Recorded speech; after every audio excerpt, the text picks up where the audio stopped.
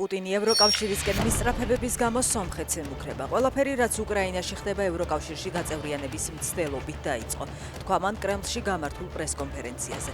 მისივე თქმით, ევროკავშირში ინტეგრაციის საკითხზე სომხეთში რეფერენდუმი უნდა ჩატარდეს. ლოგიკური იქნება სომხეთის მოქალაქეებს კითხო რა არის მათი არჩევანი, ამბობს პუტინი. პროუკრაინული პარტიზანული დაჯგუფება ათეშის წევრებმა რუსეთის ლიპეცკის ოლქში რუსეთის სამხედროების ელმავალი დაწვეს და კადრების სოციალურ ქსელში გაავრცელეს.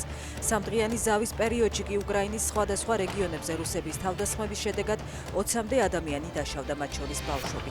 დონეცკის, ხარკოვისა და ხერსონის ოლქებზე იერიშების შედეგად დაზიანებულია მრავალსართულიანი შენობები და კერძო სახლები. იტალიაში ტურინში საქართველოს 4 მოქალაქე დააკავეს. გამოძიების მიხედვით მათ თამბაქო და ლატარიის ბილეთები მოიპარეს. იტალიური მედია წერს, რომ კარაბინერებმა ქართველები იმ დროს დააკავეს, როცა ისინი მანქანით მიმალვასა და მოპარული ნივთების გადაყრას ცდილობდნენ. ჟურნალისტ გელა მთივლიშვილის ცნობით, გუშინ გადაცემა ღია სივრცის დასრულების შემდეგ მცირე და საშუალო ჰესების ასოციაციის ხელმძღვანელი გიორგი მარგებაძე ფიზიკურად გაუზრდა. მათ შორის სიტყვიერი კამათი ეთერშივე დაიწყო. დასარტყმელად გამოიკაჩე დაგასწარი, უპასუხა მთივლიშვილს მარგებაძემ სოციალური ქსელი. გამოძიება ძალადობის მუხლით მიმდინარეობს.